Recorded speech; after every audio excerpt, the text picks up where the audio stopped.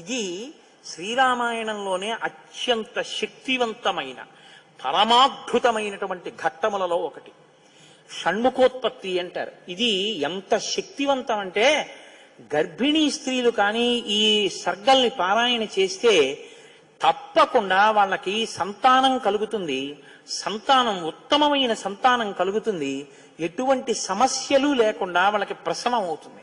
అంత శక్తి ఇందులోనే ఉంది. ఇందులోనే వాల్మీకి మహర్షి కుమార సంభవం అన్న మాట వాడారు. పెద్దవాళ్ళు ఏం చెప్తారంటే వాల్మీకి మహర్షి అసలు ఎప్పుడూ ఫలశ్రుతి చెప్పరు. ఈ సర్గ చదివితే ఇది వస్తుందని చెప్పరు.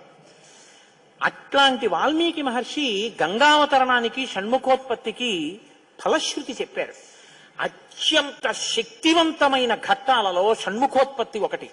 ఇది విన్నవాళ్ళు సుబ్రహ్మణ్య లోకాన్నే పొందుతారు అంటారు. అంత శక్తివంతం.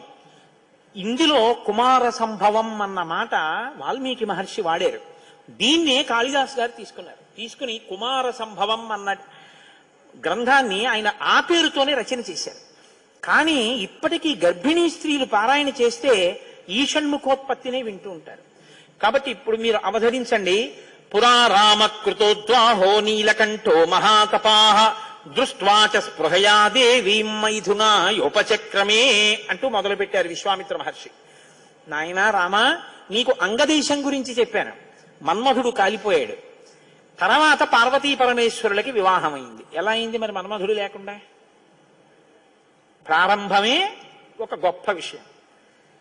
అందరి మీద బాణాలు వెయ్యాలి అంటే చేతిలో చెరుకు విల్లు 5 పుష్ప బాణాలు పట్టుకుని బాణాలు వేసేటటువంటి మన్మధుడు నేను బాణాలు వేసి అందరిలోనూ కామ ప్రచోదనం చెయ్యగలనన్న అహంకారంతో అదే పుష్ప బాణాల్ని తీసుకెళ్లి పరమశివుడి మీద కూడా వేసి ఆయన మనసు కదిపి పార్వతీదేవి యందు అనురక్తుడయ్యేటట్టు చెయ్యగలననేటటువంటి అహంకార బుద్ధితో ఒక్క బాణాన్ని తీసి ప్రయోగించడానికి సిద్ధపడేటప్పటికే బహిర్ముఖుడైనటువంటి పరమశివుడు కనుతెరిచి చూసి తన మీదే బాణ ప్రయోగానికి సిద్ధపడుతున్న మన్మధుడి మీద ఆగ్రహం చెంది 3వ కన్ను తెరిస్తే భస్మ రాశి అయి మన్మధుడు కింద పడిపోయాడు.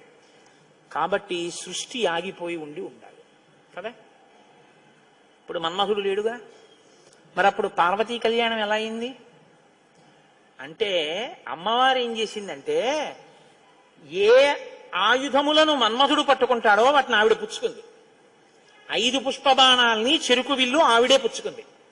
కామాక్షి, కంచి కామాక్షి అదే కదండి, చేత్తో పట్టుకుంది. ఇదే మనం లలితా స్వరూపం యొక్క వర్ణన చెప్తే ఇదే చెప్తాం. రాగస్వరూప పాషాఢ్య క్రోధాకార అంకుశోజ్వల మనోరూపేక్షుకోదండ పంచతన్మాత్రశాయక. ఇప్పుడు ఆవిడ ఇలా పట్టుకుంటే ఇంతటి పరమశివుడు వశుడైపోయాడు. అయిపోయి తాళి కట్టించాడు. తాళి కట్టాడు. సంసారంలోకి వచ్చి ఆవిడ పక్కన కూర్చున్నాడు. శంకరాచార్యుల వారు దెప్పి పొడిచారు. స్ఫురద్గండాభోగత్ ప్రతిఫలిత తాటంక జుగళం చతుశ్చక్రం మన్యే తవ ముఖమిదం మన్మధరదం యమారుహ్య దృహ్యత్కవ నిరధమర్కేందు చరణం మహావీరో మార ప్రమదపతయే సంగీతవతే అన్నాడు. అయ్యా, నువ్వు ఎంత గొప్పవాడివైనా మా తల్లి చెరుకు విల్లు పుష్పబాణాలు పట్టుకునేటప్పటికీ లొంగవలసిందే. తాళి కట్టావా లేదా అమ్మ మెళ్ళలో? తాళి కట్టి అమ్మ పక్కకు వచ్చి అయ్యగా కూర్చున్నావు. ఇప్పుడు ఆవిడ శివకామ సుందరి. ఆమె అంత సౌందర్యంతో ఎవరి కోసం కూర్చుంది? మనకి తండ్రిని తెచ్చి కూర్చోబెట్టడానికి. ఆవిడ శివుడికి సౌందర్యం, బాహ్య సౌందర్యం, శివకామ సుందరి. నీకు నాకో అఖిలాండేశ్వరి, జగజ్జనని, మీనాక్షి, కామాక్షి, రాజరాజేశ్వరి, లలిత. మనకి అమ్మ. మా నాన్నగారికి భార్య. మా నాన్నగారు మా అమ్మని కామదృష్టితో చూడొచ్చు. అది ఆయనకి ధర్మబద్ధం. నేను మా అమ్మగారిని పవిత్ర దృష్టితో చూస్తాను. మా అమ్మగారు మా నాన్నగారికి శివకామ సుందరి, నాకు జగజ్జనని. లలితాపరాభట్టారిక వాగర్ధ వివసంపృక్తౌ వాగర్ధ ప్రతిపత్తయే జగత పితరౌ వందే పార్వతీ పరమేశ్వరౌ. ఈ లోకానికంతటికీ తల్లిదండ్రులైన పార్వతీ పరమేశ్వరుల్లో అమ్మ సౌందర్యం పరమశివుడి కొరకు, అమ్మ యొక్క అంత సౌందర్యం అమ్మతనం మన కొరకు. మనకి జగదంబ, జగజ్జనని, ఆయనకి భార్య. కాబట్టి ఇప్పుడు ఆవిడ తన ప్రజ్ఞతో పెళ్లి చేసుకుంది. మన్మధుడి గొప్పతనంతో పెళ్లి చేసుకోలేదు. మన్మధుడికి ఏం చేసింది? శివుణ్ణి తెచ్చి తన భర్తగా కూర్చోబెట్టుకుని, పిచ్చాడా ఇంకెప్పుడు ఆయన మీద ఏకు బాణాలు, ఇవో మిగిలిన వాళ్ళ మీద అంటావా వెయ్యి అని పట్టుకెళ్ళి మళ్ళీ ఆయన చేతిలో పెట్టింది. ఇప్పుడు ఆయన ఏం చేశాడు? శరీరం లేదు కానీ మునులను కూడా మోహపెడుతున్నాడు. ఎందుకు పెట్టగలుగుతున్నాడు? ధను పౌష్పం మౌర్వీ మధుకరమయీ పంచవిశిక వసంతు సామంతో మలయమరుదాయోధనరద తదాప్యేక సర్వం హిమగిరిసుతే కమపి కృపాం అపాంగతే లబ్ధ్వా జగదిదమనంగో విజయతే అంటారు శంకర భగవత్పాదులు సౌందర్యలహరిలో. అమ్మ తన కడగంటి చూపుతో ఇలా చూసి 1000 బాణాలు పర్వాలేదు, లోకం మీద వెయ్యండి అంటే అదేమిటండి మన అలా పాడు చేసేయడం ఏమిటండి మీరు అనుకోకండి. అమ్మవారు ఆ శక్తి మన్మధుడికి ఎందుకు ఇచ్చింది అంటే మనం పితృరుణం తీర్చుకోవడానికి. తండ్రి రుణం తీరాలంటే మనం సంతానాన్ని కనాలి, అందుకు ఇచ్చింది. అంతేగాని అమ్మవారు మన్మధుడికి బాణాలు ఇచ్చిందండి నేను పాడైపోయానండి అని చెప్పడానికి నీకు ఇవ్వలేదు. నీకు ధర్మపత్ని ధర్మేచ అర్ధేచ కామేచ నాతిచరామి అని పుచ్చుకున్నావు, మరి తగలబడ్డానికా ఎందుక మంత్రం, ఇంకా ఎందుక ప్రతిజ్ఞ, ఇంకా విచ్చలవిడితనంతో ఆబూతి తిరిగినట్టు తిరగమని కాదుగా నేను లోకంలో సృష్టించింది అమ్మవారు. మన్మథబాణం దేని కొరకు అంటే కేవలము నీ యొక్క పితృరుణం తీర్చుకోవడానికి అంతే. కాబట్టి ఇప్పుడు వివాహమైనటువంటి పార్వతీ పరమేశ్వరులు ఏకాంతంలో విహరిస్తున్నారు. పురా రామకృతోద్వాహో నీలకంఠో మహాతపాః దృష్ట్వా చ స్పృహయా దేవీం మైథునాయోపచక్రమే. వాళ్ళిద్దరూ అలా క్రీడించడం మొదలుపెట్టి 100 దివ్య సంవత్సరాలు పూర్తయిపోయాయి. వాళ్ళిద్దరూ ఏకాంతంలోంచి బయటికి రాలేదు, వాళ్ళకి బిడ్డ పుట్టలేదు. దేవతలందరూ కలుసుకున్నారు, పార్వతీ పరమేశ్వరులు ఇద్దరూ కనపట్టలేదంటే కొత్తగా పెళ్ళయింది కదా, 100 దివ్య సంవత్సరాల నుంచి విహారం చేస్తున్నారు. ఒక చిత్రమైనటువంటి ఆలోచన వచ్చింది వాళ్ళకి. ఒరే అసలు పార్వతీదేవి శక్తి స్వరూపిణి, పరమశివుడు తేజపుంజం మహానుభావుడు. ఇప్పుడు వాళ్ళిద్దరి యొక్క శుక్రశోణితములు కలిస్తే, తేజస్సులు కలిస్తే, ఈ లోకంలోకి ఒక కొత్త ప్రాణి వస్తే అసలు అటువంటి భూతమును అంటే అటువంటి ప్రాణిని మనం చూడడం కుదురుతుందా? అది ఎంత తేజోవంతంగా ఉంటుంది, ఎవరు వహిస్తారు ఆ భూతాన్ని, ఎవరు చూడగలరు ఆ ప్రాణిని? కాబట్టి మనం పరమశివుణ్ణి వెళ్ళి అడుగుదాం, మీరు రతిక్రీడ విరమించి బిడ్డల్ని కనద్దు అని అడుగుదాం అన్నారు. అయితే మీరు నన్ను మాట అడగచ్చు, ఏమండి బుద్ధి ఉందా అసలు ఈ మాట? వాళ్ళు అన్నారు అనుకోండి, మీరు ఎలా చెప్పారండి అని అడుగుతారు నన్ను. అసలు దేవతలకు ఎందుకండి ఈ వ్యవహారం? వాళ్ళు అలా ఎందుకు అనాలి? అలా అంటే మాత్రం దాన్ని మేము ఎలా అంగీకరించగలం ఈ విషయాన్ని? మీరు కంగారు పడిపోకుండా ఉండండి, నేను తర్వాత చెప్తాను ఎందుకు వస్తుందో. కాబట్టి ఇప్పుడు వాళ్ళందరూ కలిసి ఓ సమావేశం పెట్టుకున్నారు. నిజమే అంటే నిజమే, అందరూ కలిసి కైలాసానికి వెళ్ళారు. బయట నించుని పెద్ద కేకేశారు. ఏమని? దేవదేవ మహాదేవ లోకస్యాస్య హితేరత. ఓ దేవదేవ మహాదేవ, లోకములకంతటికి రక్షించవలసిన వాడా అని కేకేశారు. వీళ్ళకి ఏం ఉపద్రవం వచ్చిందో ఆయన బయటకు వచ్చారు. ఆయన్ని చూడగానే వీళ్ళందరూ నేల మీద పడి నమస్కారం చేశారు. చని కైలాసముదొచ్చి శంకరుడి వాసద్వారముంజేరి ఈశుని దవ్వారుకు లడ్డుపడ్డ దళమంచుందొచ్చి కుయ్యో ముర్రో విను వాలింపుము చిత్తగింపుము దయన్ వీక్షింపుమం చంబుజానన ముఖ్యుల్కని రక్తరక్షణ కళా సంరంభులిన్ శంభులిన్ అంటారు పోతన గారు. అలా వీళ్ళందరూ ప్రణిపాతం చేశారు నేల మీద పడి. సురాణం ప్రణిపాతేన ప్రసాదం కర్తుమర్హసి నలోకాధారయిష్యంతి తవ తేజ సురోత్తమః అన్నారు. మహానుభావా, నీవు పార్వతీదేవితో కలిసి ఏకాంతంలో దివ్యక్రీడను అనుభవిస్తున్నావు. మీ ఇద్దరికి బిడ్డ పుడితే దుస్సహం, మేము తట్టుకోలేం. అందుకని నీ తేజస్సుని నీ తేజస్సులోకి అణిచేసేయి, ఆమె తేజస్సుని ఆమె తేజస్సులో అణిచివేయమను. మీ ఇద్దరూ ఒకరి పట్ల ఒకరు ఇటువంటి ఆభిముఖ్యం పొందకుండా తపస్సు చేసుకుంటూ కూర్చోండి అన్నారు. బ్రాహ్మేణ తపసాయుక్తో దేవ్యా సహ తపశ్చర త్రైలోక్యహిత కామార్థం తేజస్తే జసిధారయా. తేజస్సుని తేజస్సులో అణిచేసి ఇద్దరూ తపస్సు చేసుకోండి అన్నారు. ఎంత అక్కర్లేని విషయం అంటే ఇది. అంటే ఆయన అన్నాడు, తండ్రితనం అండి, తప్పకుండా మీకు అలాంటి ఇబ్బంది ఉంటుందంటే నేను ఇటువంటి భూతమును సృష్టించాను, అలాగే వెళ్ళిపోతాను. కానీ నేను ఇప్పటికి 100 దివ్య సంవత్సరముల నుంచి పార్వతీదేవితో క్రీడించాను. ఆ కారణం చేత దేవతానాం వచశ్రుత్వా సర్వలోక మహేశ్వరః బాఢమిత్యత్ బ్రవీత్ సర్వాన్ పునశ్చేదమువాచః. మీరు చెప్పినట్టే చేస్తాను, నా తేజస్సుని నా తేజస్సులోకి అణిచేస్తాను. కానీ యదిదం క్షుభితం స్థానాత్ మమ తేజో హ్యనుత్తమం ధారయిష్యతి కస్మన్మే బ్రువంతు సురసత్తమాహ. ఇప్పటికే చాలా కాలంగా పార్వతీదేవితో నేను క్రీడించి ఉన్న కారణం చేత నా రేతస్థానం నుంచి తేజస్సు కదిలిపోయింది. ఇప్పుడు కదిలిపోయిన తేజస్సు పడిపోతుంది. నేను పార్వతీదేవి యందు వదిలిపెట్టద్దని మీరు అంటున్నారు. మరి నేను నా తేజస్సుని ఎక్కడ విడిచిపెట్టను, ఎవరు భరిస్తారు చెప్పండి అన్నారు. భరించడం అనేటప్పటికీ వాళ్ళు ఎవరు గుర్తొచ్చారో తెలుసా అండి? భూమి గుర్తొచ్చింది. అన్నీ ఆవిడేగా భరిస్తుంది, పాపం ఆవిడే భరించాలి. అందుకని వాళ్ళందరూ కలిసి ముక్తకంఠంతో భూమిని చూపించారు. చూపించి ఏవ ముక్తాః సురాః సర్వే ప్రత్యూచు వృషభధ్వజం యత్తేజక్షుభితం హే తద్దరా ధారయిష్యతి. ఈ భూమి భరిస్తుంది, దీని మీద వదిలేసేయండి. భూమి ఏమనాలి? అదేమిటయ్యా, ఆయన భార్య యందు ప్రవేశపెట్టబడవలసినటువంటి శివతేజస్సు నా మీద ఎలా విడిచిపెడతాడు? నేనెలా స్వీకరిస్తాను? భూకాంత, ఆమె స్త్రీ, భూదేవి నాలోకి ఎలా ప్రవేశిస్తుంది? శివవీర్యం దోషం అవుతుంది కదా, నేను పుచ్చుకోననాలి. ఆవిడ సంతోషించింది. శివవీర్యం నాలో ప్రవేశించడం అంటే అదృష్టం కదా అనుకుని తప్పకుండా పుచ్చుకుంటానని అనేటప్పటికీ పరమశివుడు ఏం చేశాడంటే ఏవ ముక్త సురపతి ప్రముమోచ మహీతలే తేజసా పృథివీయేన వ్యాప్త సగిరికానన. ఆయన తేజస్సుని భూమి మీద వదిలిపెట్టేశాడు. అది ఉత్తర క్షణం భూమి అంతటా పాకేసింది.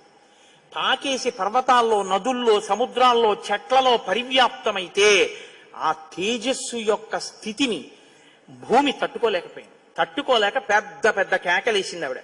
తతో దేవాః పునరిదం ఊచుశ్చాధ హుతాశనం ప్రవిశత్వం మహాతేజో రౌద్రం వాయు సమన్వితః. నా ఒళ్ళు మండిపోతోంది, దగ్ధమైపోతోంది నా శరీరం అంతా. శివవీర్యాన్ని నేను భరించలేకపోతున్నాను, దాని శక్తి నేను తట్టుకోలేకపోతున్నాను. కాబట్టి నేను విడిచిపెట్టేస్తాను, నాలోకి వచ్చిన వీర్యాన్ని దేనిలోకి విడిచిపెట్టను అని అడిగింది ఆవిడ. ఇప్పుడు దేవతలందరూ ఒకరి మొహాల్లో ఒకళ్ళు చూసుకుని అన్నారు, ఒళ్ళు మండిపోతోంది తట్టుకోలేనన్నావు కాబట్టి ఎవడు మండిస్తాడో వాడిలో వదిలేయన్నారు. అంటే అగ్నిహోత్రుల్లో వదిలేయమన్నారు. అంటే ఇప్పుడు ఆవిడేం చేసింది? తనలో పడినటువంటి శివవీర్యాన్ని అగ్నిహోత్రుల్లోకి వదిలిపెట్టేసింది. ఇదంతా రెప్పపాటు కాలంలో జరిగిపోయింది. పెద్ద పెద్ద అరుపులు, కేకలు, ప్రార్థనలు, హడావిడి. బయటికి వెళ్ళిన శివుడు లోపలికి రాలేదు. అమ్మవారికి అనుమానం వచ్చింది, ఏం జరిగింది అని. పార్వతీదేవి బయటికి వచ్చింది. బయటికి వచ్చి ఏం జరిగిందని అడిగింది. మేమందరం ఇలా ప్రార్థన చేశామమ్మా, మీ ఆయన తేజస్సు భూమిలోకి విడిచిపెట్టాడు, భూమి తట్టుకోలేక అగ్నిలోకి విడిచిపెట్టింది అంది. మీ ఇద్దరికీ సంతానం కలగకుండా తపస్సు చేసుకోమని కోరిక కోరామమ్మా అన్నారు. ఆవిడంది, ఏ ఆడదైనా అమ్మ కావద్దంటే ఒప్పుకుంటుందండి. అధశైల సుతారామ త్రిదశాం ఇదమబ్రవీత్ సమన్యురశపత్ సర్వాన్ క్రోధ సంరక్తలోచన. ఎర్రబడిన కళ్ళతో అమ్మవారండి అక్కరలేని విషయంలో జోక్యం చేసుకున్నారు. మీరు చెప్పకూడని మాట చెప్పారు. నన్ను తల్లిని కావద్దు అని శాసించారు. నాకు బిడ్డలు పుట్టకూడదు అని వరం అడిగారు. నాయందు ప్రవేశపెట్టబడవలసినటువంటి శివవీర్యాన్ని భూకాంత యందు ప్రవేశపెట్టారు. కాబట్టి నేను మీకు శాపం ఇస్తున్నాను. అపత్యం స్వేషు దారేషు తస్మాన్నోత్వాదయిష్యత అద్య ప్రభృతి యుష్మాకం అప్రజాః సంతు పత్నయః ఏవ ముక్త్యా సురాన్ సర్వాన్ శశాప పృథివీమపి. ఇక నుంచి మీ భార్యల వలన మీకిక సంతానము కలుగకుండుగాక. ఇక నుంచి దేవతలకి సంతానం ఉండదు అంది. కాబట్టి దేవతల సంఖ్య ఎప్పటికీ 33 కోట్లే. ఎందుకంటే ఇంకా వాళ్ళకి సంతానం ఉండదు. అందుకే బ్రహ్మగారు మొన్నటి రోజున దేవతల్ని పిలిచి మీ అంశలలో ఉండవలసినటువంటి వానరుల్ని అప్సరసల యందు, యక్షకాంతల యందు, గంధర్వ కిన్నెర వానరకాంతల యందు సృజించండి, మీ భార్యల యందు మీకు పిల్లలు పుట్టరు, పార్వతీదేవి శాపం ఉందని చెప్పారు. అందుకని ఏమండి ఎప్పుడూ 33 కోట్లైనా ఇంకా పిల్లలు మనవలు ఉండరా అంటే ఉండరు. పార్వతీదేవి శాపం ఆగిపోయింది దేవతల యొక్క సంతానం. ఇప్పుడు ఆవిడ భూమి వంక తిరిగింది. నువ్వు స్త్రీవి కదా, నా భర్త యొక్క తేజస్సుని నేను పట్టవలసింది నువ్వెలా పట్టుకున్నావు, నువ్వెలా స్వీకరించావు నా భర్త తేజస్సుని? అవనేనైక రూపాత్వం బహుభార్యా భవిష్యసి. ఆవిడ్ని శపించింది.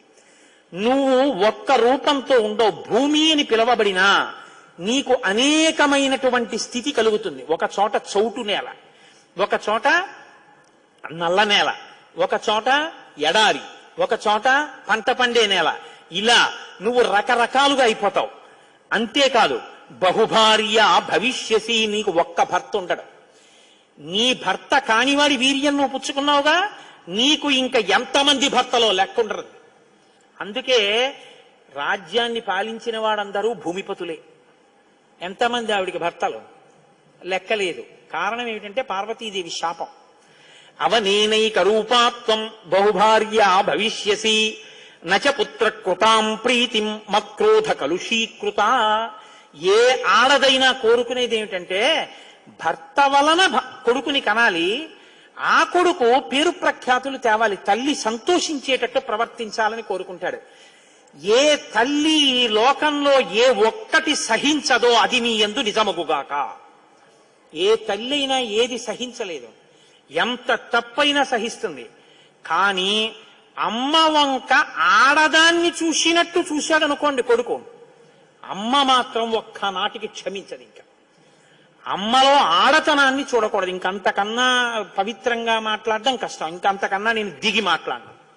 కాబట్టి అమ్మతనాన్నే చూడాలంటే కొడుకు. కానీ నీ విషయంలో ఏమవుతుందో తెలుసా, నీ కొడుకులందరూ నీకు భర్తలవుతారు. అందుకే భూమిపతి పతే, ఆయన తర్వాత ఆయన కొడుకు, ఆయన భూమిపతే. ఎంత దారుణం అండి అది.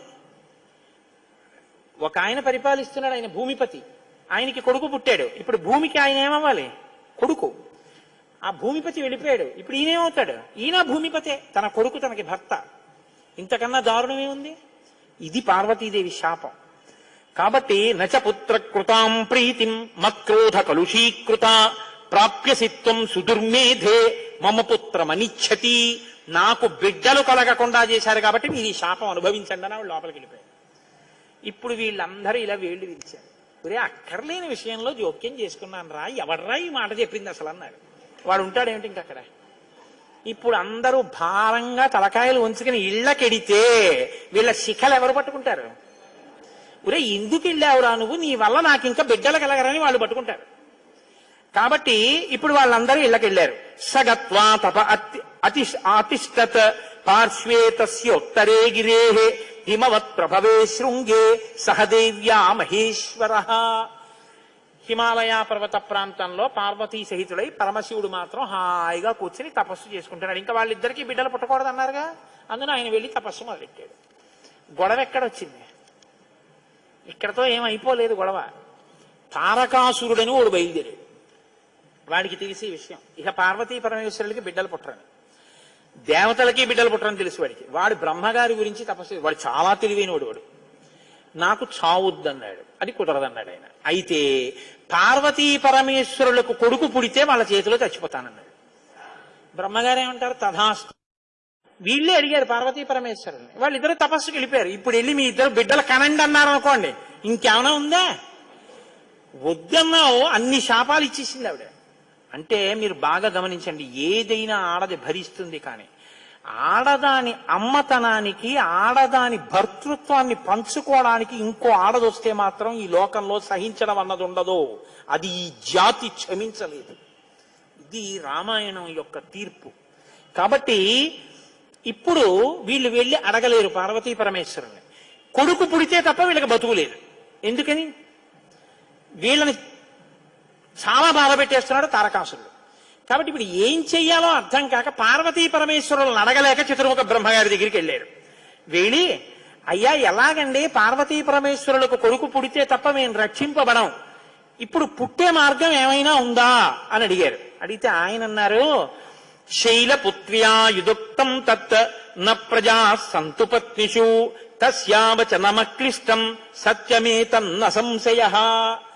ఉరే పార్వతీ పరమేశ్వరులకి ఇంక పిల్లాడు పుట్టడం అనేటటువంటి విషయాన్ని మీరు నేను ఇక వెళ్ళి అడగడం అన్న విషయం మర్చిపోండి. పోనీ మన దగ్గర శివుని యొక్క తేజస్సు ఉంది ఇంకాను. అగ్నిహోత్రుడు పుచ్చుకుని ఉంచాడుగా, అగ్నిహోత్రుల్లో ఉందిగా. యాపిల్ పండు ఫ్రిడ్జ్ లో పెట్టుకున్నట్టు అగ్నిహోత్రుడి దగ్గర ఉంది అది.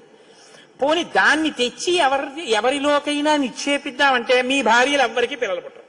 ఆవిడ శాపం ఉందిగా. పైగా ఆ శివవీర్యాన్ని భూకాంత పుచ్చుకుందనేగా అన్ని శాపాలు ఇచ్చింది. ఇప్పుడు దాన్ని తీసుకెళ్లి ఇంకోళ్ళు ఎవరికన్నా ఇస్తామంటే ఎవరు మాత్రం పుచ్చుకుంటారు? ఏ ఆడది పుచ్చుకుంటుంది? పుచ్చుకుంటే కదా పిల్లలు పుట్టగలం. పార్వతీదేవిని వెళ్ళి అడగలేం, పోనీ శివవీర్యం ఉందని ఇంకో స్త్రీలో ప్రవేశపెట్టలేం. ఎలా ఆలోచించి, ఆయన తక్కువ వాడండి చతుర్ముఖ బ్రహ్మగారు అంటే. నేను అందుకే బ్రహ్మ నన్ను బ్రహ్మగారు అంటుంటాను. ఆయన సలహా లేకపోతే లోకం లేదు, మన ఉపన్యాసమే లేదు. ఆయన అన్నారు, ఇయమాకాశగా గంగా యస్యాం పుత్రం హుతాశనః జనయిష్యతి దేవానాం సేనాపతి మరిందమం జ్యేష్ఠా శైలేంద్ర దుహిత మానయిష్యతి తత్సుతం ఉమాయాస్తబ్బహుత హుమతం భవిష్యతి న సంశయః. ఉమాయాస్తబ్ద హుమతం భవిష్యతి న సంశయః. హిమవత్ పర్వతం ఉందే, హిమవంతుడు, ఆయనకి 2 బిడ్డలు ఉన్నారు. పెద్దమ్మాయి పేరు గంగ, రెండో అమ్మాయి పార్వతి. పెద్దమ్మాయి దేవతా స్త్రీలలోకి రాదు, ఆ అమ్మాయి స్వర్గలోకంలో ప్రవహిస్తోంది.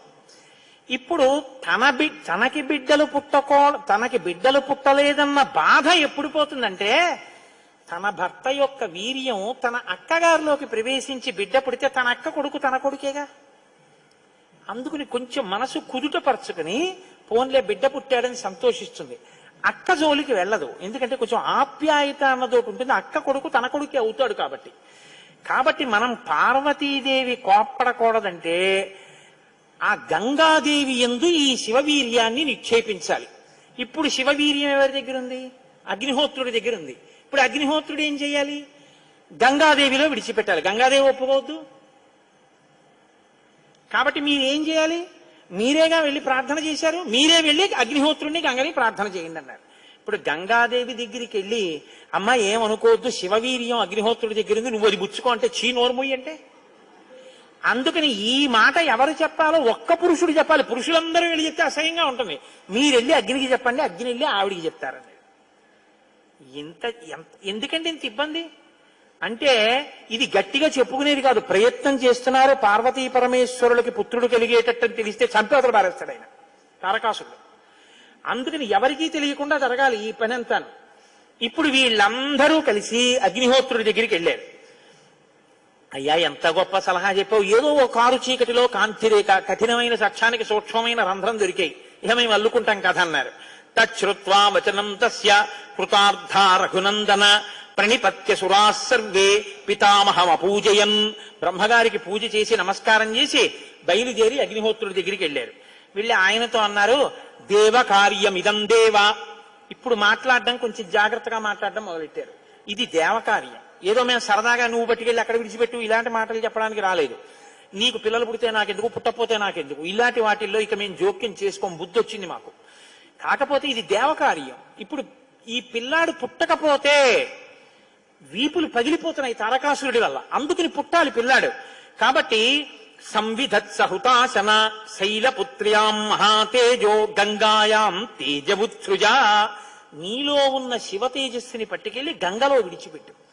గంగ పుచ్చుకుంటే, గంగకి కొడుకు పుడితే ఆ పిల్లవాడు పార్వతీ పరమేశ్వర పుత్రుడి కిందకు వస్తాడు. ఎందుకంటే పార్వతీదేవి అంగీకరిస్తుంది కాబట్టి.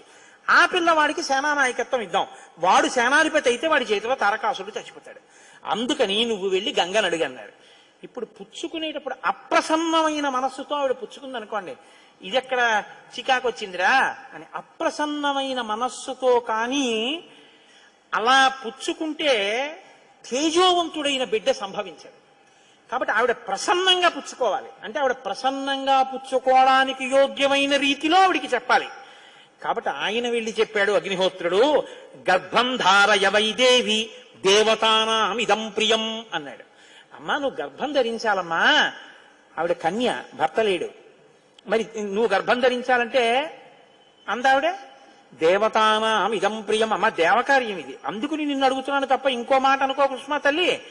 అందుకని ఆవిడ అర్థం చేసుకుంది, ఓహో ఇంతకన్నా ఇప్పుడు లోకాన్ని రక్షించడానికి మార్గం లేదు, కాబట్టి శివ తేజస్సుని నాలోకి తీసుకుంటాను.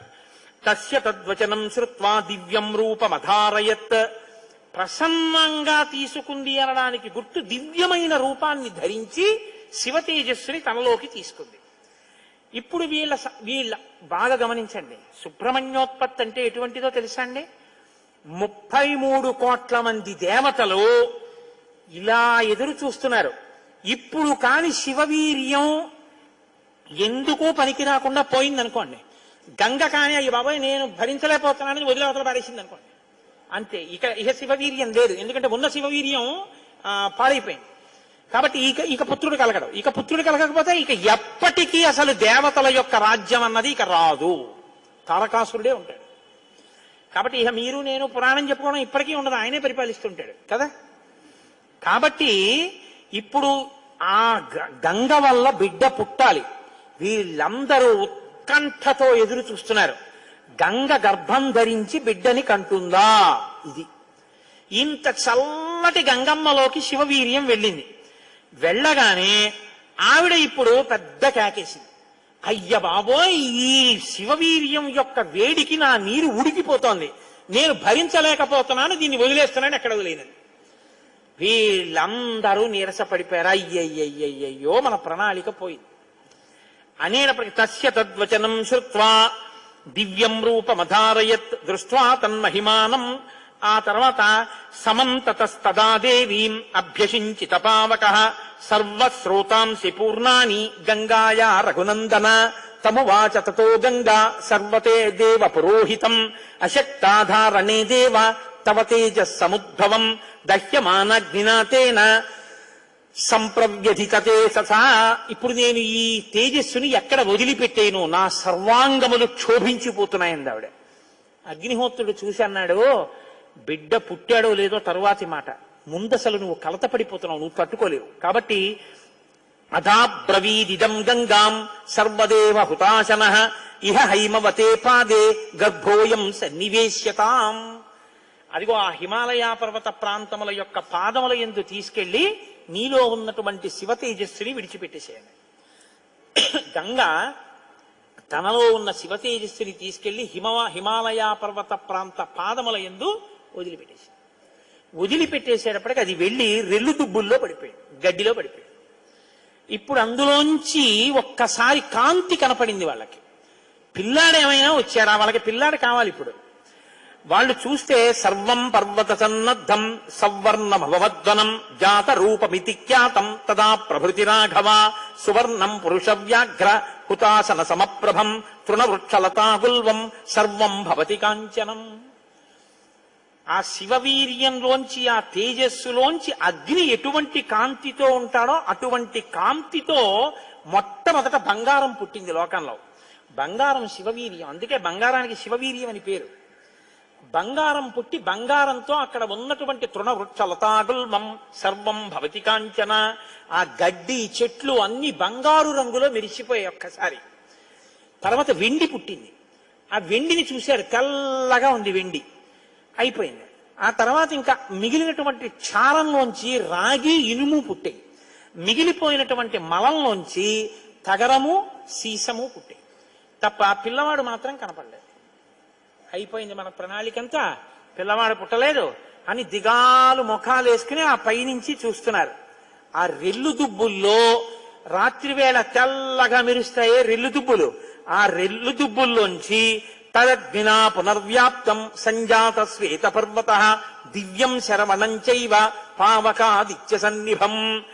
బ్రహ్మాండమైనటువంటి కాంతులు మెరిసిపోతుండగా 6 ముఖాలతో అద్భుతమైన సౌందర్యంతో ఒక పిల్లవాడు పుట్టి పాల కోసం ఏడ్చాడు. అమ్మయ్యా పుట్టాడు రా పిల్లాడు, శివపుత్రుడు జన్మించాడు, మన బాధలు తీరాయని వాళ్ళందరూ పొంగిపోయారు. షష్ఠి 6 ముఖాలతో షణ్ముఖుడై పుట్టాడు. ఆ పుట్టినటువంటి వాడు కూడా మహానుభావుడు 6 ముఖాలతో పుట్టాడు కాబట్టి షణ్ముఖుడు. పుట్టిన పిల్లాడికి పాలివ్వాలి, ఆ కృత్తికల్ని పిలిచి మీరు పాలివ్వండి అన్నారు. వాళ్ళన్నారు మేం పాలిస్తాం, కానీ తాం క్షీరం జాతమాత్రస్య కృత్వా సమయముత్తమం దదు పుత్రో యమస్మాకం సర్వాతామితి నిశ్చితాః. ఇప్పుడు పాలిస్తే కానీ మరి పిల్లాడు బతకడు. కాబట్టి వాళ్ళు అన్నారు మేము పాలిస్తాం, కానీ ఆ పిల్లాన్ని మా పేరుతో పిలుస్తారా అన్నారు, మా పిల్లాడని చెప్తారా అన్నారు. అదే అలా ఎలా కుదురుతుందండి అన్నారు అనుకోండి. వాళ్ళు పాలివ్వకపోతే పిల్లాడు. అందుకని వీళ్ళు వెంటనే దేవతలందరూ అన్నారు తతస్తు దేవత సర్వ కార్తికేయ ఇతి బ్రువన్. కార్తికేయుడు అన్నాం కదా, ఇవ్వండి పాలన్నారు. అమ్మతనం ఎంత గొప్పదో చూడండి. ఇప్పుడు ఈ కృత్తికలు 6 పిల్లాడికి 6 ముఖాలతో ఉన్నవాడికి 6 పాలిచ్చారు. వాడు పాలు తాగాడు. పుత్రస్త్రైలోక్య విఖ్యాతో భవిష్యతి న సంశయ. కార్తికేయుడని మేం పిలవడం కాదు, 3 లోకాల్లో పిలుస్తారు ఈ పిల్లాన్ని, సరేనా అన్నారు దేవతలు. అప్పుడు వాళ్ళు పాలిచ్చారు. కాబట్టి కార్తికేయుడు. అగ్నిలో శివవీర్యం చాలా కాలం నిలవ ఉంచబడి అగ్నిహోత్రుడు గంగలో ప్రవేశపెట్టాడు కాబట్టి పావకి. శరవణములు అంటే రెల్లు దుబ్బుల్లోంచి పుట్టాడు కాబట్టి శరవణ భవ. ఎప్పుడు శుద్ధమైనటువంటి బ్రహ్మజ్ఞ జ్ఞానంతో ఉంటాడు కాబట్టి సుబ్రహ్మణ్యం. తల్లి కడుపులోంచి స్ఖలనమై పుట్టాడు కాబట్టి స్కందుడు. ఆయన ఉత్పత్తి చేతనే ఇన్ని పేర్లతో వచ్చాడు. ఏమండే మీరు ఇంత గొప్పగా ఏదో పాపం నోరు కొట్టుకు చెప్పారు, కానీ మాకు అసలు అనుమానం మాత్రం అలా ఉండిపోయింది, మీరు మంగళం చెప్దాం అనుకుంటున్నారేమో. అలా అనత్సా దేవతలు, అలా అడగడం వల్ల కదా ఇంత కథ వచ్చింది. అలా ఎందుకు అడగాలి అసలు అంటే, మహానుభావుడు శంకర భగవత్పాదాచార్య స్వామి వారు బ్రహ్మసూత్రాలకి చేసినటువంటి వ్యాఖ్యానంలో ఒక చోట ఉదహరించారట దీని గురించి. దాని గురించి అసలు ఇలా ఎలా జరిగిందని కంచికామకోటి పీఠాధిపతులు చంద్రశేఖరేంద్ర సరస్వతి స్వామి వారు ఎంతమంది పౌరాణికులను అడిగారట. ఆఖరికి ఒక ఆయన దీని మీద పరిశోధన చేసి త్రిపుర రహస్యంలో ఉన్నటువంటి మంత్రాల యొక్క వ్యాఖ్యానంలో దీని అసలు వృత్తాంతం ఎక్కడుందో పరమాచార్య స్వామి వారికి తీసుకొచ్చి చెప్పారు. త్రిపుర రహస్యంలో ఉంది దీని రహస్యం, అక్కడి నుంచి అనుసంధానం చేయాలి దాన్ని. సనత్కుమారుడు అని ఒక ఆయన, బ్రహ్మమానస పుత్రుడు, ఆయన పుట్టుక చేత మహాజ్ఞాని. అటువంటి పిల్లవాడు ఆయన ఎప్పుడూ తనలో తాను బ్రహ్మజ్ఞానంలో రమిస్తూ ఉండేవాడు.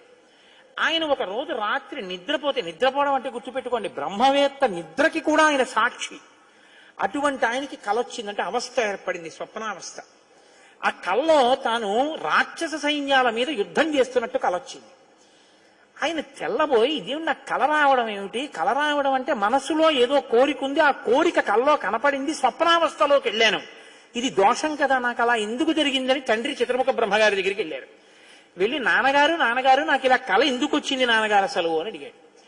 ఆయన అన్నాడు, నాయనా నీకు ఇలా కళ రావడానికి ఒక కారణం ఉంది. నువ్వు పూర్వజన్మలో వేదాన్ని నేర్చుకునేటప్పుడు వేదంలో దేవతల గురించి, రాక్షసుల గురించి, దేవదానవ యుద్ధాల గురించి చదివి, ఈ రాక్షసులు ఎప్పుడు వేద ప్రమాణానికి వ్యతిరేకంగా ఎందుకు ఇలాంటి పనులు చేస్తుంటారు, వీళ్ళని పట్టుకుని చంపేయాలని వ్యగ్రత పొందావు. ఆ వ్యగ్రత జీవుణ్ణి పట్టుకుంది. అది ఈ జన్మలో బ్రహ్మవేత్తవైనా నీకు ఆ వాసన ఉండిపోయింది. అది ఇప్పుడు కలగా వచ్చింది. అది తీరాలంటే నువ్వు దేవసేనకి అధిపతివి కావాలి. నువ్వు దేవసేనకి అధిపతివై రాక్షసుల్ని సంహరిస్తే ఆ కోరిక తీరుతుంది. నాన్నగారు నేను దేవాసేనాపతిని కావలసిందేనా ఆయన అన్నాడు చతుర్ముఖ బ్రహ్మగారు. వచ్చేసారు ఆయన, తన అనుష్ఠానంలో తనున్నారు. ఈలోగా పరమశివుడు ఒక సంకల్పం చేశాడు. పరమశివుణ్ణి మించిన జ్ఞాని లోకంలో ఇంకా లేడు. ఎక్కడైనా జ్ఞానం అంటూ ఉంటే అది కేవలం శాంకర భిక్ష. పరమశివుడి యొక్క భిక్షయే జ్ఞానం. అందుకే ఆయన్ని ఈశాన సర్వ విద్యానాం ఈశ్వర సర్వభూతానాం బ్రహ్మాధిపతిర్బ్రహ్మణోధిపతిర్బ్రహ్మా శివో మే అస్తు సదాశివోం మంగళములకు మంగళం నా తండ్రి. అంతటి మహాజ్ఞాని శంకరుడంటే. ఆయన దగ్గర నుంచే వెళ్ళాలి జ్ఞాన గంగ. కాబట్టి పరమశివుడికి ఒకప్పుడు కోరిక పుట్టిందిట, నేనిప్పటిదాకా అన్ని విషయాలు చెప్పడం కానీ నేను ఓడిపోయిందన్నది లేదు ఎవరి దగ్గర. ఓడిపోవడం అంటే బయట వాళ్ళ దగ్గర ఓడిపోతే బాగుండదుగా. ఓడిపోవడం అనేటటువంటిది కూడా మనిషి జీవితంలో సన్మానంగా ఎప్పుడు మారుతుంది? పుత్రా విచ్ఛేత్ పరాజయం. తన కొడుకు చేతిలో తాను ఓడిపోవాలి. తన కొడుకు చేతిలో తాను ఓడిపోవడం అంటే, ఉరే నేను ఈ శ్లోకానికి ఈ అర్థం ఇన్ని మాటలు చెప్పాను కానీ నా కొడుకు వచ్చి అకస్మాత్తుగా నాన్నగారు ఈ శ్లోకానికి ఈ అర్థం ఇలా కూడా వస్తుంది కదా అంటే నాకు ఎప్పుడూ రాలేదు ఈ ఆలోచన. ఎంత గొప్ప అర్థం చెప్పాడురా, ఇలా చూస్తే అసలు మొత్తం కథ మారిపోయింది, వీడికి ఎంత గొప్ప ఆలోచన వచ్చిందని నా కొడుకు ప్రజ్ఞ ముందు నేను తల వంచితే అది నాకు సన్మానం లాంటి ఓటమి. అలాంటి కొడుకు నా కడుపున పుడతాడా అనుకున్నట్ట పరమశివుడు కూడా ఒకనకొకప్పుడు. ఇప్పుడు సనత్కుమారుల వారికి ఈ కోరిక, ఎంత గొప్ప అర్థం చెప్పాడురా, ఇలా చూస్తే అసలు మొత్తం కథ మారిపోయింది, వీడికి ఎంత గొప్ప ఆలోచన వచ్చిందని నా కొడుకు ప్రజ్ఞ ముందు నేను తల వంచితే అది నాకు సన్మానం లాంటి ఓటమి. అలాంటి కొడుకు నా కడుపున పుడతాడా అనుకున్నట్ట పరమశివుడు కూడా ఒకనకొకప్పుడు. ఇప్పుడు సనత్కుమారుల వారికి ఈ కోరిక, పరమశివుడికి ఆ కోరిక. ఒకానొకప్పుడు పరమశివుడు పార్వతీదేవి అసుర సంధ్య వేళలో ఈ భూమండలం అంతటా కూడా విహారం చేస్తారు. శ్రీశైల పర్వతం మీద దిగుతారు. భాగవతంలో చతుర్థ స్కందం అనుకుంటా, అందులో చెప్తారు దీని గురించి. వాళ్ళిద్దరూ విహారం చేస్తుంటే సనత్కుమారుడు కనబడ్డారు. కనబడితే వాళ్ళకి ముచ్చటేసింది. బ్రహ్మవేత్త మహానుభావుడు బ్రహ్మజ్ఞాని, పలకరిద్దామని వృషభవాహనం మీద కిందికి దిగి దగ్గరికి వెళ్ళారు. ఆయన ఇలా చూశారు. చూసి తన పంతాన్ని చేసుకుంటున్నారు. ఇద్దరు అలా నిలబడ్డారు. ఆయన ఏం పలకరించలేదు. పలకరించకపోతే పరమశివుడు అన్నాడు, ఏమయ్యా, లోపల సంతోషించాడు ఇది బ్రహ్మవేత్త అంటే. ఏమయ్యా, ఇంతసేపటి నుంచి నించున్నావు, కనీసం నువ్వు పలకరించలేదు మమ్మల్ని అన్నారు. ఏంటి నువ్వు కొత్తగా కనపడ్డం ఏమిటి? నాకు లోకమంతా నువ్వు తప్ప ఇంకోటి కనపడితేగా. నువ్వే కనపడుతున్నది, బ్రహ్మవేత్తకేం కనపడుతుందండి? విశ్వం కనపడదు, విశ్వనాథుడు కనపడతాడు. లోకం కనపడదు, లోకేశ్వరుడు కనపడతాడు. కాబట్టి నాకు కనపడుతున్నదే నువ్వు, ఇవాళ కొత్తగా కనపడ్డం ఏమిటి? నాకు ఎప్పుడు నువ్వేగా కనపడదు, కొత్తదనం ఏముంది, అదుగుని అలా కూర్చున్నాను అన్నది. లేచి నిలబడి మాట్లాడకుండా అలా మాట్లాడితే శపిస్తాను తెలుసా అన్నాడు. శపిస్తే ఏమవుతుంది స్వామి? దేహానికి ఏమైనా బాధ కలుగుతుంది. అది నేనైతేగా, నేను ఆత్మని. ఆత్మకి శాపం ఏముంటుంది? ఆత్మయే నేను, నేనే నువ్వు, ఉన్నది ఒక్కటే, దానికి శాపం లేదు స్వామి, అందులో నా భయం లేదన్నారు. ఓహో, ఏమి ద్వంద్వాతీతుడవరా మహానుభావ, ఇది బ్రహ్మజ్ఞానంటే. కాబట్టి నిన్ను చూసి నేను మురిసిపోతున్నాను, నీకేదైనా వరం ఇస్తాను పుచ్చుకో అన్నారు. ఆయన అన్నారు, వరం ఇస్తావా? మళ్ళీ ఇదో మోహం, వరం ఇవ్వడం శాపం ఇవ్వడం ఏమిటి ద్వంద్వాలు? నాకేం అక్కర్లేదు, నీకేమైనా కావాలా, నేను ఇస్తానన్నారు. అంటే పరమశివుడు అన్నాడు, ఈ మాట నీతో అనిపించడం కోసమే ఇంతసేపు నిల్చున్నాడు. నీలాంటి కొడుకు కావాలి, నువ్వు నాకు కొడుకు అవుతావా అన్నారు. అంటే సనత్కుమారుడు అన్నాడు, నీకే కొడుకునవుతానన్నాడు. అంటే పార్వతీదేవి అంది, ఏది అకేంత దీర్ఘం ఇస్తున్నావు? నీకే కొడుకునవుతానంటా ఏంటి? నీకే కొడుకునంటే నాకు కొడుకువే అంది. అదొక్కటి అడక్కమ్మా అన్నాడు. అదేమయ్యా, అదేమిటి, నీలాంటి కొడుకు పుడుతుంటే నా కడుపున పుట్టకపోవడం ఏమిటి? అమ్మా, ఎంత పార్వతీదేవివైనా తల్లి, నేను ఒక కడుపున పుట్టడం అంటే అమ్మా, తల కింద పెట్టి కాళ్ళు పైకి పెట్టి 9 నెలలు అమ్మ కడుపులో పడుకుని యోని ద్వారంలోంచి బయటికి రాలేనమ్మా. శివకుమారుడిగా పుడతాను, నీకు కుమారుణ్ణే తప్ప అమ్మా నీ కడుపున మాత్రం పుట్టను. అంటే ఆవిడ చిన్న బుచ్చుకుంది. అయ్యయ్యో, నేను కూడా కలిసి అడగకపోవడం వల్ల వచ్చింది. కానీ నా కోరిక నువ్వు ఇంకొకలా తీర్చాలంది ఆవిడ. ఎలా తీర్చనమ్మా అని అడిగారు. నేను ఒకానొకప్పుడు పరమశివుడు భస్మాసురుడు పరమశివుడి గురించి తపస్సు చేసి వరములు పొందాడు. నేను ఎవరి తల మీద చెయ్యి పెడితే ఆయన భస్మం అయిపోవాలని పరమశివుడు వరం ఇచ్చాడు. నీ మీదే పరీక్ష చేస్తానని పరమశివుడు వెంటబడ్డాడు. పరమశివుడు ఏదో ఒక హేళ, ఆయన ఒక చాలా విచిత్రంగా ప్రవర్తిస్తూ ఉంటాడు. లోకానికి ఒక పాఠం చెప్పడం కోసం వస్తామండి, చేతకాని వాడయ్యని మీరు అనుకోకూడదు. ఇప్పుడు నేను మళ్ళీ శివమహాపురాణానికి అంతటికి వ్యాఖ్యానం ఎక్కడ చేయను. కాబట్టి ఆయన పరిగెడుతున్నట్టు నటించాడు. ఆయన పరిగెడుతున్నట్టు నటిస్తే నేను వెంటబడి చంపితే బాగుండదు. భర్త పరిగెడుతున్నట్టుంటే నే కాసేపు కనపడకుండా ఉంటే పోతుందని ఆవిడేం చేసిందంటే తన శరీరాన్ని నీటిగా మార్చి ఒక సరోవరం కింద మారిపోయింది. అదే శరవణ తటాకం. ఆ శరవణ తటాకం హిమవత్ పర్వత ప్రాంతంలో ఉంది. నువ్వు నా కడుపున పుట్టకపోయినా ఆఖరణ పుట్టేటప్పుడు మాత్రం ఆ శరవణ తటాకం దగ్గర నుంచి పుట్టాలి. నీ మంత్రం కూడా ఆ తటాకం నా పేరు మీదే ఉండాలి. అందుకే ఆయన మంత్రం శరవణ భవ సుబ్రహ్మణ్యుడికి. అంటే ఆయన అన్నాడు, అమ్మ తప్పకుండా, అలా నేను పరమశివుని యొక్క తేజస్సు చేత నీ తటాకంలోంచి పుడతాను. పంచభూతాత్మకం పరమశివ లక్షణం కదా. అందుకని పృథివీస్వరూపంగా, అగ్నిస్వరూపంగా, వాయుస్వరూపంగా, జలస్వరూపంగా, ఆకాశస్వరూపంగా 5 స్వరూపాలతో పార్వతీ పరమేశ్వర సమాగమ స్వరూపంగా శివశక్తుల యొక్క సమ్మేళనానికి పుట్టినటువంటి మెరుపు తీగల లోకంలో బ్రహ్మజ్ఞానాన్ని బోధ చెయ్యడం కోసమని, దేవసేనాపతిని కావడం కోసం, రాక్షస సంహారం చెయ్యడం కోసం మీకు పుత్రుడిగా పుడతానమ్మా అని సనత్కుమారుల వారు పరమశివుడికి వరం ఇచ్చారు. అందుకని ఆ వరం నెరవేరాలంటే పార్వతీ పరమేశ్వర సమాగమం జరిగి పార్వతీదేవిలోకి వెళ్ళకూడదు తేజస్సు. దేవతల సంఖ్య కూడా అనంతంగా పెరిగిపోతే రేపొద్దున్న ఉపాసనలు కష్టం అవుతాయి. అందుకని నాటకీయ సన్నివేశం సృష్టింపబడాలంటే దేవతలు వెళ్లి ప్రార్థన చేయాలి. ప్రార్థన చేసి శివతేజస్సు భూమి మీద పడాలి. అది అగ్నిహోత్రంలోకి వెళ్ళాలి. ఇది పంచభూతాత్మకమై ఆయన షణ్ముఖ స్వరూపంతో పైకి రావాలి. వచ్చి స్వామి అని పేరు పెట్టుకోవాలి. స్వామి అన్న పేరు కేవలం సుబ్రహ్మణ్యుడిది. మనం వెంకటేశ్వర స్వామి అంటాం, మంచిదే, నేను తప్పని నేను అంటలేదు. కానీ ఒక్క స్వామి అంటే మాత్రం సుబ్రహ్మణ్యుడే. ఎక్కడెక్కడ సుబ్రహ్మణ్యుడి పేరు చెప్తామో, ఎక్కడెక్కడ తలుచుకుంటామో అక్కడక్కడ సంతానమునకు ఏ విధమైన ప్రమాదం రాదు. సుబ్రహ్మణ్యుడికి నమస్కారం చేస్తే కుజగ్రహ దోషం కూడా ఉపశమిస్తుంది. ఎక్కడెక్కడ షణ్ముఖుణ్ణి ఆరాధన చేస్తారో అక్కడ ఐశ్వర్యం పరిడవిల్లుతుంది.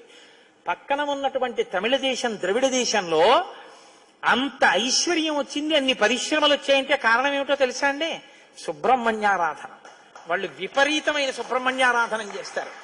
సుబ్రహ్మణ్య ఆరాధనం చేసినా, షణ్ముఖుడికి ప్రదక్షిణం చేసినా, ఆయనకి నమస్కారం చేసినా జ్ఞానము, ఐశ్వర్యము, సంతానమునకు క్షేమము, ఆయువు, ఆరోగ్యము అన్నీ కలుగుతాయి. అంత శక్తివంతమైనటువంటి సర్గ ఈ షణ్ముఖోత్పత్తి సర్గ. అందుకే వాల్మీకి మహర్షి ఎప్పుడూ కూడా అసలు ఫలశ్రుతి చెప్పరు. కానీ ఈ షణ్ముఖోత్పత్తి గురించి చెప్పిన తర్వాత, అందుకే షణ్ముఖుడికి ఉన్న గొప్పతనం ఏమిటో తెలుసా అండి? ఆయనకి ఒక గొప్ప విజయాన్ని సాధించాడు షణ్ముఖుడు ఒక్కడే. శైవ వైష్ణవాలు రెండూ కూడా వియ్యముందేట్టు చేశాడు. శ్రీవల్లి, దేవసేన ఇద్దరు శ్రీ మహావిష్ణువు యొక్క కుమార్తెలు. ఆయన మేనల్లుడు కదండి, మరి ఏదో పండగ సెలవులకు ఇంటికి వచ్చాడు. ఇంటికి వస్తే లక్ష్మీదేవి ఆయన్ని చూసి అందుట మురుగన్ అంది. మురుగన్ అంటే మేనల్లుడు అని. మరుమగన్ అన్నట్టు విష్ణువు. మరుమగన్ అంటే చాలా అందగాడు అన్నట్ట. ఇద్దరు అలా అనుకోవడం ఎందుకో తెలుసా అండి? మన పిల్లలకు బాగుంటాడు. వల్లి, దేవసేన ఇద్దరిని ఇచ్చి సుబ్రహ్మణ్యేశ్వర స్వామి వారికి కళ్యాణం చేశారు. వల్లి, దేవసేన ఇద్దరిని తనకి భార్యలుగా చేసుకున్నాడు కాబట్టి శైవ వైష్ణవాలు రెండు సుబ్రహ్మణ్యుడి వల్లే వియ్యం ఉంది. అంతటి మహానుభావుడు ఆయన. మహాజ్ఞాని, యుక్తకేశుడై గుండుతో గోచి పెట్టుకుని నిలబడి ఉంటాడు. అందుకే సుబ్రహ్మణ్య క్షేత్రాల్లో స్వామి వలయలో అలా నిలబడి ఉంటాడు.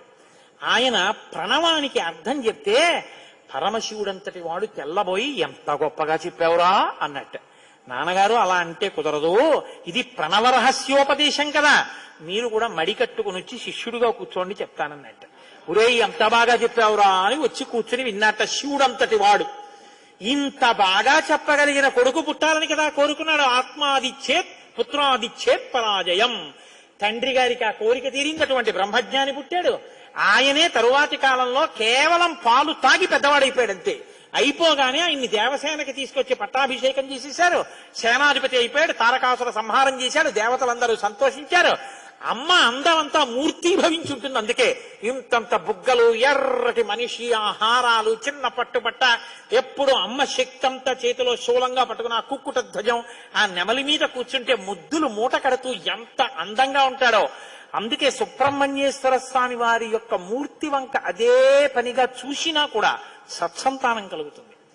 అంతటి మహానుభావుడు సుబ్రహ్మణ్యుడు. ప్రత్యేకించి ఏ కారణం చేతనైనా గర్భం నిలవక బాధపడుతున్న వాళ్ళు, గర్భిణి అయినప్పటికీ కడుపున ఎటువంటి బిడ్డలు పుడతారో తెలియని వాళ్ళు, వాళ్ళ ఆయుర్దాయం బాగుండాలనుకున్న వాళ్ళు, సంతానం క్షేమంగా వృద్ధిలోకి రావాలనుకున్న వాళ్ళు రామాయణాంతర్గతమైన షణ్ముఖోత్పత్తిని విని తీరాలి. ఇది చెప్పడం కోసమే వాల్మీకి మహర్షి ఫలశ్రుతి చెప్తూ ఓ మాట చెప్పారు. ఏషతే రామ గంగాయ విస్తరోభిహితో మయా కుమార సంభవశ్చైవ ధన్యః పుణ్యస్తథైవ చ. ఎవరు ఈ షణ్ముఖోత్పత్తిని శ్రీరామాయణంలో వింటున్నారో వాళ్ళకి ఎటువంటి చిక్కులు ఉన్నా అన్ని చిక్కులు విడిపోయి అపారమైనటువంటి ధన సమృద్ధి కలుగుతుంది. 2, విశేషమైనటువంటి పుణ్యము స్కందోత్పత్తిని విన్నంత మాత్రం చేత కలుగుతుంది. ఇక్కడే ఆయన కుమార సంభవశ్చైవ అన్న మాట వాడారు. పార్వతీ పరమేశ్వరుల యొక్క కుమారుడు కనుక ఆయనకొక్కడికే కుమారః అన్న నామం. ఆయన భక్తశ్చయ కార్తికేయే కాకుత్స భువిమానవః ఆయుష్మాన్ పుత్ర పౌత్రైశ్చ స్కందసాలోక్యతాం వ్రజేత్. ఎవరు భక్తి శ్రద్ధలతో రామాయణాంతర్గతమైనటువంటి ఈ షణ్ముఖోత్పత్తిని చేతులు కైమోర్చి సుబ్రహ్మణ్యుడికి నమస్కరించి వింటున్నారో అటువంటి వారందరికీ కూడా ఆయుష్మాన్, వాళ్ళకి ఏదైనా అపమృత్యు దోషం జాతకంలో ఉంటే ఆ దోషము ఉపశమించి ఆయుర్దాయం కలుగుతుంది. ఆయుష్మాన్ పుత్ర పౌత్రైశ్చ, వాళ్ళ కొడుకులు మనవలు అందరూ క్షేమంగా ఉంటారు. ఏవైనా దుర్గుణములు అలవడవలసినవి ఉంటే అవి పోయి వాళ్ళు వృద్ధిలోకి వచ్చి వంశానికి గొప్ప కీర్తి తీసుకొస్తారు. ఆయుష్మాన్ పుత్ర పౌత్రైశ్చ, ఎవరు రామాయణం సంపూర్ణ రామాయణం చెప్పించుకుని వినేటప్పుడు పరమ భక్తితో దేవాలయ ప్రాంగణంలోనో ఎక్కడో కూర్చుని ఈ స్కందోత్పత్తిని నమస్కారం చేస్తూ విన్నారో వాళ్ళు శరీరం పడిపోయిన తరువాత స్కందసాలోక్యతాం వ్రజేత్, సుబ్రహ్మణ్య లోకాన్ని పొందుతారు అని వాల్మీకి మహర్షి సత్యం తప్ప ఆయన నోటి వెంట రాదని బ్రహ్మగారి వరం. ఆయన ఎప్పుడూ ఫలశ్రుతి చెప్పరు, ఇక్కడ చెప్పారు. అంత గొప్పది షణ్ముఖోత్పత్తి.